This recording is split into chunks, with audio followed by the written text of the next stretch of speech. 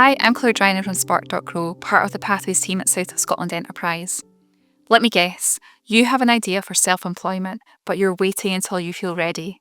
You're thinking, when I know more, when I'm more confident, when I'm more qualified, when I have more experience, then I'll start. But here's the truth, you'll never feel 100% ready. And if you wait until you do, you'll never start. I'm going to talk to you about confidence, imposter syndrome, and how to start anyway. First, let's talk about why you don't feel ready.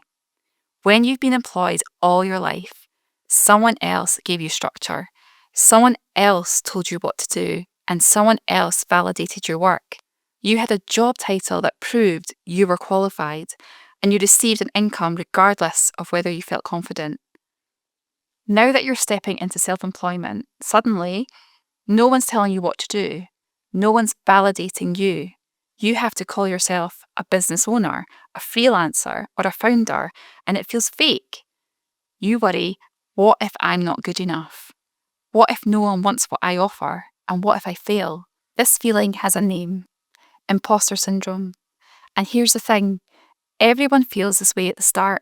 Yes, even the people who look confident on social media, even the successful business owners you admire, they all felt like frauds at the beginning.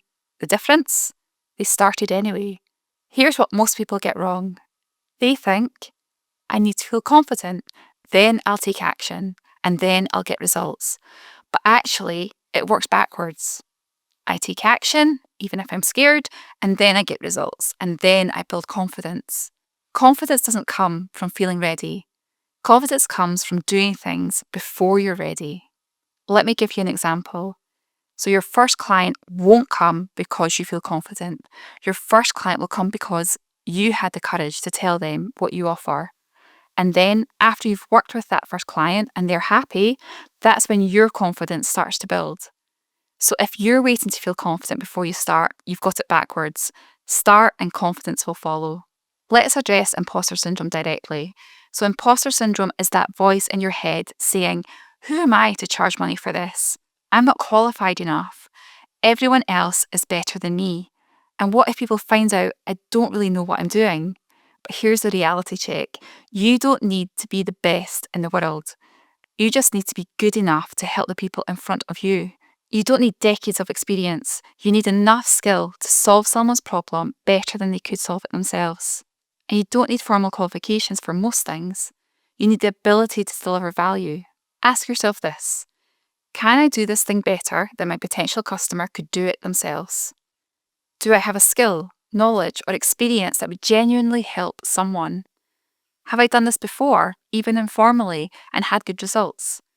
And if you answered yes to any of those, you're qualified enough to start. You're not a fraud, you're a beginner, and there's a difference. Every successful person was once exactly where you are right now. So how do you actually start when imposter syndrome is holding you back? Well, first of all, start small and private. You don't need to announce to the world, I'm a business owner now. Just tell one person, offer your service to one person. Low stakes, private, and safe. Secondly, reframe it as an experiment. So you're not committing to this forever. You're just testing. Does this work? Do people want this? And experiments can fail, and that's fine. That's the whole point. And thirdly, focus on helping, so not being perfect. Instead of, I need to be amazing, think, can I help this one person solve this one problem? That's it. Just one person and one problem. And lastly, separate feelings from actions. You can feel terrified and still send that email. You can feel like a fraud and still have that conversation. You don't need to feel brave to act brave. And remember that people who succeed aren't fearless. They're just scared and doing it anyway. Imposter syndrome is something that doesn't go away itself. Even the most successful people feel it. But here's how to manage it. So when the voice says, you're not good enough, ask yourself this. Is this a feeling or is it fact? And what evidence do I actually have that I'm not good enough? Have I helped someone before, even informally? And what would I tell a friend who felt this way? Then do one small action anyway. So send one message, have one conversation, make one post. Offer your service to one person. You don't have to completely silence the imposter voice. That will more than likely take too much hard work, but just don't let it stop you. Let's summarise what I've covered. So you don't need to feel ready to start. You don't need to be the absolute best, even though you might be. You don't need to have it all figured out.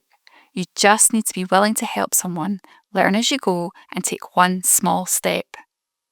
You can download the worksheet with this video and it will help you reality check your imposter syndrome and identify your first brave action.